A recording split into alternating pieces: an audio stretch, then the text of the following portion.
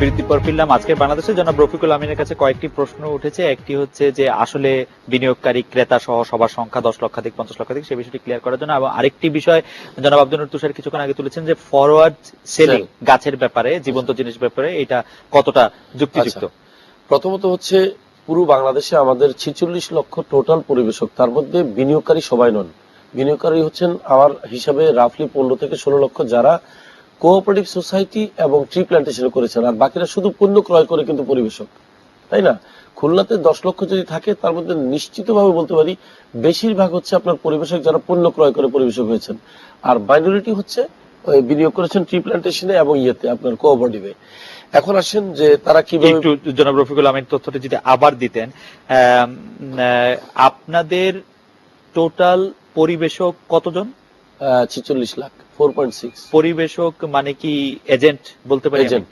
আজকে যে 38 লাখ এজেন্টের মাধ্যমে কার্যক্রম পরিচালিত হচ্ছে, এই বক্তব্য পুরোপুরি মিথ্যা আপনারা বলেছেন। সেইটা আবার কোনটা? সেটা কোন এজেন্ট?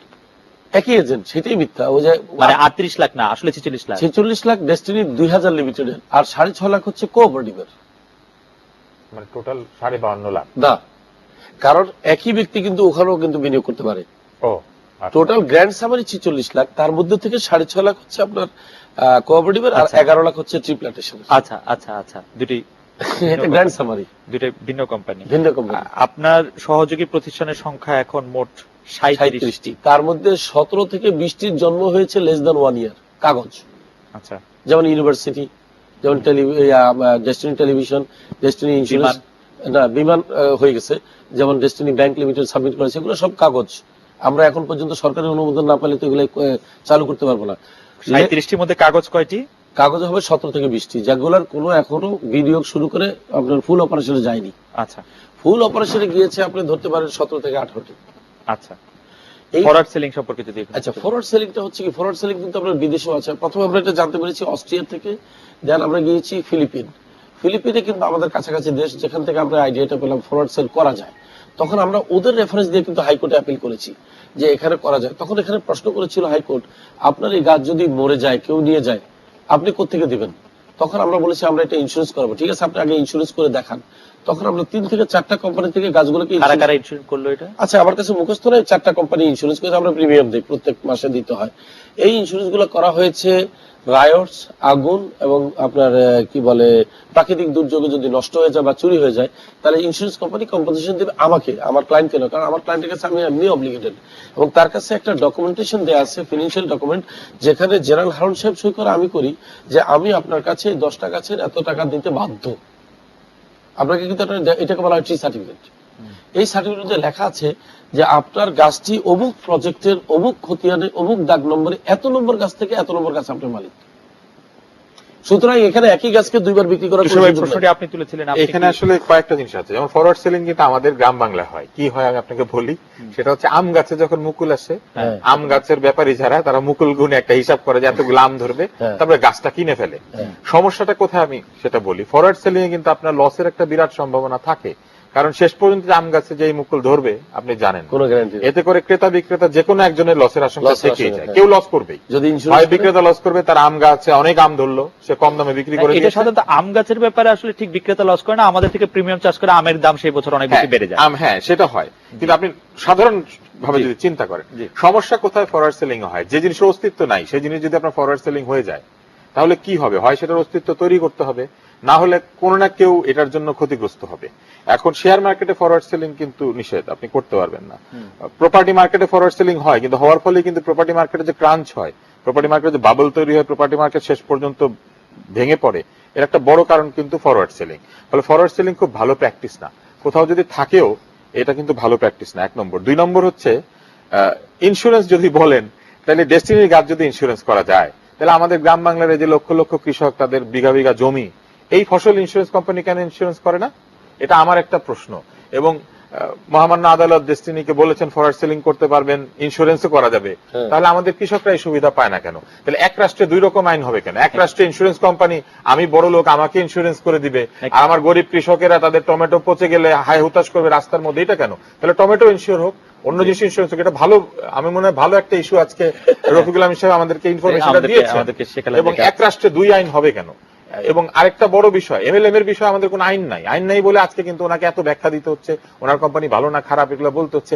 আইন ছাড়া, এমএলএম বিষয়ে কোনো আইন ছাড়া বাংলাদেশে 11 বছর একটা কোম্পানি ব্যবসা করছে। আমাদের রাষ্ট্র, আইন প্রসঙ্গে জনাব রফিকুল আমিনের কাছে আমার একটা জিনিস জানার আছে, সেটা হচ্ছে যে খুব ছোট করে যদি একটু জবাব দেন, যে আমরা দেখেছি অন্য এমএলএম কোম্পানিগুলির ক্ষেত্রে যদি এটা নিউ ওয়ে হয়, যুবক হয়, ইউনিপে আসে, তাদের প্রতি মানে তাদেরকে খুব দ্রুত সরে যেতে হলো। আপনারা কেন ইউনিক যে আপনারা রয়ে গেলেন এখনো? আমরা প্রথম থেকে, ধন্যবাদ, আমরা প্রথম থেকে কিন্তু কাগজপত্র পরিষ্কার, যেমন আমাদের সেকশন নম্বর 9 আর্টিকেল নম্বর 9 আমরা পরিষ্কার লিখে নিয়েছি, স্থানীয়ভাবে উৎপাদিত অথবা বিদেশ থেকে আমদানিকৃত পণ্য ডাইরেক্ট সেলিং অথবা মাল্টি লেভেল সেলিং অথবা নেটওয়ার্ক সেলিং এ করা যাবে। কিন্তু অধিকাংশ কোম্পানি যারা এমএলএম করা শুরু করেছে তাদের কাছে ট্রেডিং পারমিশন ছাড়া কিছু ছিল না। They didn't get this permission from joint stock যে আমি মাল্টি লেভেল। কিন্তু আপনারা এত কয়টা পারমিশন নিয়েছেন, কিন্তু সেই 2010 সালের 19 অক্টোবর থেকে শুরু করে 2004 সালের 9 সেপ্টেম্বর, 2004 সালের 23 ডিসেম্বর বাংলাদেশ ব্যাংক আপনাদেরকে বারবার বলছে যে এই কোম্পানিটির বিরুদ্ধে বিভিন্ন রকম প্রতারণামূলক কার্যক্রমের লক্ষণ দেখা যাচ্ছে, অভিযোগ আসছে, প্রয়োজনীয় ব্যবস্থা গ্রহণ করার জন্য অনুরোধ করছে। এগুলি কেন হচ্ছে? মজার ব্যাপার হচ্ছে আমার 46 লক্ষ লোক আছে এবং 46টি লোকও পাবেন না প্রতারণা অভিযোগ করেছে তারা ডিস্ট্রিবিউটর। যতজন এই পর্যন্ত অভিযোগ করেছে আমার বিরুদ্ধে তাদেরকে জিজ্ঞাসা করেন যে আপনার ডিন নাম্বার কত, মানে সে আমার সদস্য নয়। যারা এই পর্যন্ত প্রতারণার অভিযোগ করেছে, আর যদি দুই একজন করে থাকে তারা কিন্তু প্রতারণার অভিযোগ এভাবে করেছে তাদের সাথে আরেকজন ব্যক্তি করেছে, কোম্পানি নয়।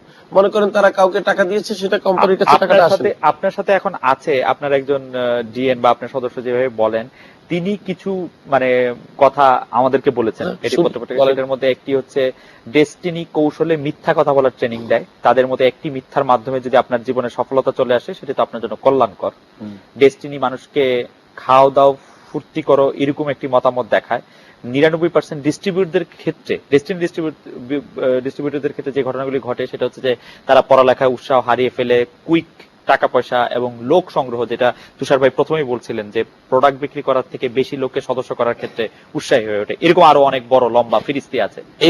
এই অভিযোগটা কিন্তু 100% সত্যি নয়, কিন্তু একটি অংশে সত্যি আছে। আমি বলি কি, আমাদের নলেজের বাইরে কেউ যদি মিথ্যা কথা বলে যদি কাউকে নিয়ে আসে, এটা কোম্পানি দেখার কোনো সুযোগ নাই। বাট পুরোপুরি সত্য আমি বলছি, কিছুটা সত্যি। আমাদের ক্ষেত্রে আমরা যেটা করে থাকি, আমাদের একটা ইনস্টিটিউশন আছে DSTC, destiny sales and training centre. ওখানে যারা ট্রেনিং করে তারা এই কাজগুলো করে না। আমি তো আগে বলেছি, যেমন ধরেন এটা ওপেন মার্কেট, আজকে চাইলে এরশাদ শিকদার এসে এখানে একটা পণ্য ক্রয় করে পরিবেশক হতে পারে, কারণ একটা ফুড মেসেঞ্জার কিনলে পরিবেশক। এখন আগামীকালের পরে এরশাদ শিকদার ওনাকে কি বলে টাকা নিচ্ছে আই ডোন্ট নো। আপনার কাছে কি এটি কি ভয়ঙ্কর ব্যাপার মনে হয় না যে আপনার সাথে যে 46 লক্ষ লোক আসছে তাদের কারো যে কোনো কিছুর দায়িত্ব আপনার উপর আসছে? এই কথাটা আমি বাণিজ্য মন্ত্রণালয়ে বলেছিলাম নীতিমালা তৈরি করার সময়। আমি বললাম যে আপনি নীতিমালা তৈরি করেছেন, সম্পূর্ণ নীতিমালা হচ্ছে কোম্পানিকে দড়ি দিয়ে বাঁধো। একটি আইন লেখেন নাই যে কোনো পরিবেশক আরেকজন পরিবেশকের সাথে প্রতারণা করলে তাকে কি শাস্তি দিবেন। তখন উনি জিজ্ঞাসা করেছেন আপনার প্রস্তাব কি। আমি বললাম যে প্রতারণার আনুপাতিক হারে ডিস্ট্রিবিউটরদের জন্য শাস্তির ব্যবস্থা রাখেন, তাহলে দেখবেন প্রতারণা হবে না। অ্যাকচুয়ালি প্রতারণা কিভাবে হয় জানেন? কোম্পানি কিন্তু কোনো প্রতারণা করতে আগ্রহী না, কারণ তাদের একটা ইনভেস্টমেন্ট আছে। একজন ডিস্ট্রিবিউটর সে চিন্তা করলো যে একটা ইভিল ইন্টেনশন নিল যে আমি ডেস্টিনিতে কালকে একটা পণ্য কিনবো, পরশুদিন আব্দুল্লাহ নূর তুষারের কাছে একটা পণ্য বিক্রি করার নাম করে টাকা নিয়ে ভেঙে যাবো।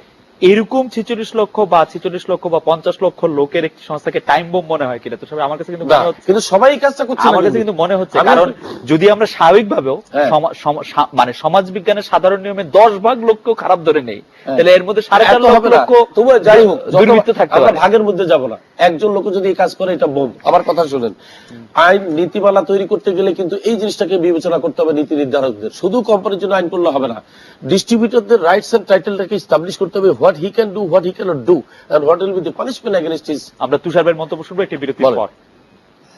এটা কিন্তু আমি দাবি করেছি।